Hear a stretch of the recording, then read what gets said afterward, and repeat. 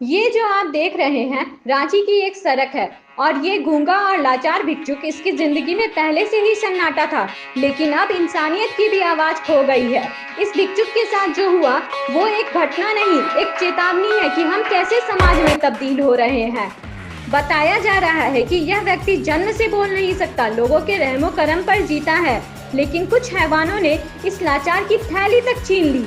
वो थैली जिसमें शायद 2 वक्त की रोटी थी या कुछ सिक्के, लेकिन किसी के लिए वही जिंदगी भर की कमाई थी।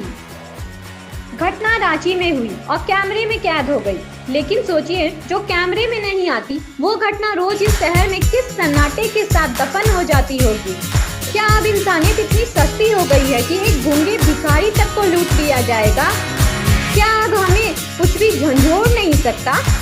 क्या रांची की सड़कें अब सिर्फ आवाजों से नहीं, चीखों की चुप्पी से भी भरी रहेगी? हम रांची क्लब टीवी के माध्यम से प्रशासन से अपील करते हैं कि इस मामले की गंभीरता से जांच हो, सीसीटीवी फुटेज को खंगाले जाएं और दोषियों को कड़ी से कड़ी सजा दी जाए।